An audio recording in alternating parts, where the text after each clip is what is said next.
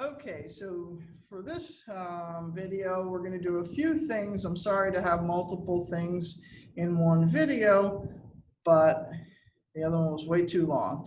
So what we're going to do now is first look at relationships between lines and then go from there.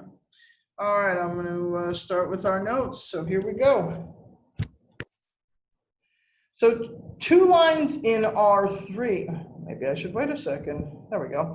Two lines in R3 can be parallel or equal, right, which means they're the same.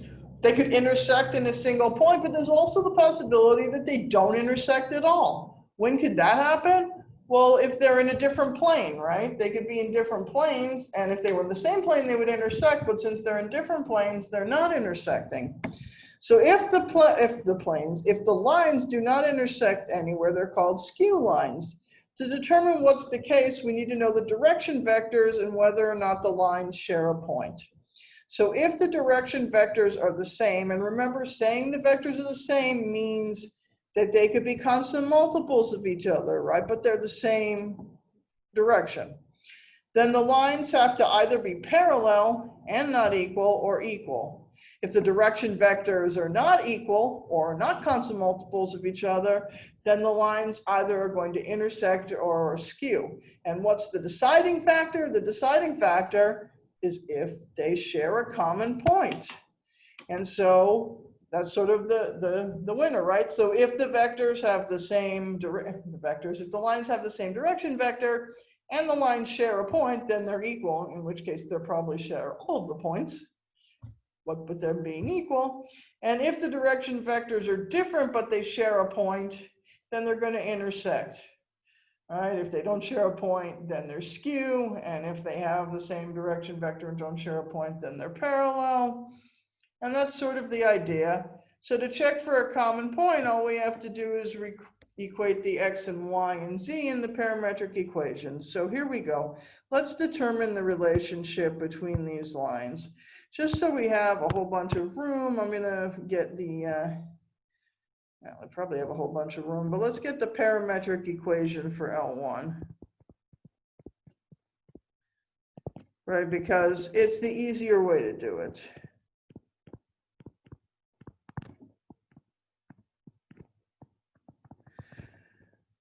So how do we do that? We say, right, everything's equal to t. So 3x is equal to t. That gives me that x is 1/3 t.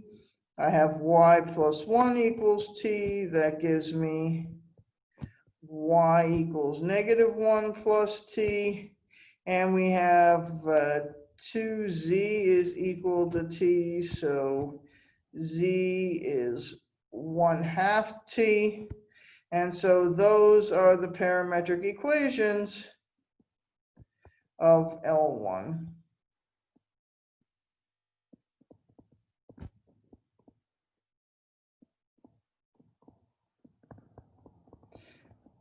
Okay, next step in our problem solving here is to get our direction vectors. So what's the direction vector? Direction vectors. Okay, so for L1, we'll call it V1. And we can see that those, remember, are just the coefficients of t. So we get 1/3, 1, 1/2. And for L2, we'll call that direction vector V2. And we see that that's just 2, 6, 3. Now we see that V2 is actually 6 times V1. So in other words, that tells me that the direction vectors are parallel, and so the lines are either parallel or equal. So how are we going to figure that out? Well, we have to see if they share a point. And the way that we check if they share a point is, well, it's a little more work. That was the no work part of the problem. Well, in this case, it's not a lot of work, but in general, it could be more. All right, so here we go. First, we're going to rewrite the equations, the parametric ones. We're going to let R be the parameter for L1.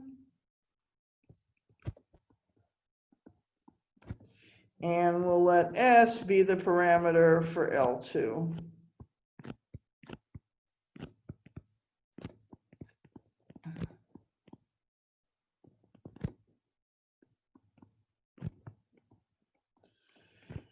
So what is that going to give us? Well, that just gives us X is equal to 1/3 R and X is equal to 6 plus 2S. Y is equal to -1 plus R. And for L2, Y is equal to 17 plus 6S. Z is equal to 1/2 R for L1, and Z is equal to 9 plus 3S for L2. So now what we're going to do is that the lines are going to intersect at a point, at least, if the X, Y, and Z components are equal. So let me write that down.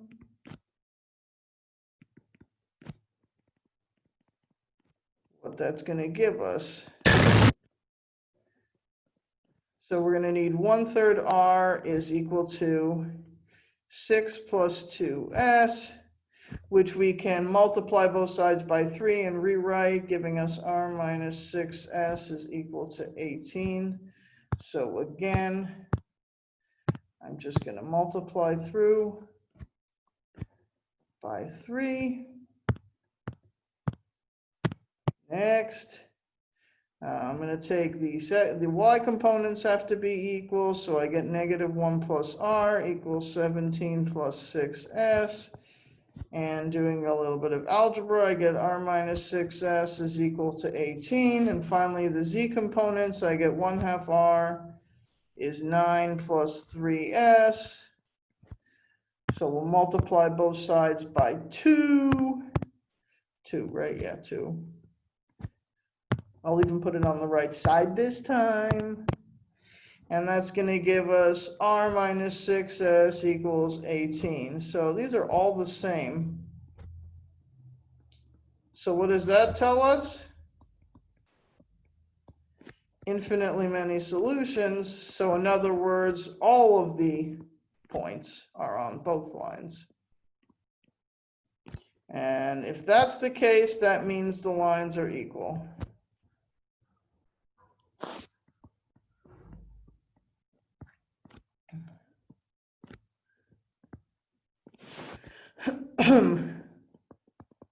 This is going well, isn't it? Sometimes technology doesn't want to play nice with us. All right, there we go. All right, that wraps up lines. Actually, I think I'm going to call the video right there with one example, make it a short video. And then next time we'll do the equations of the plane.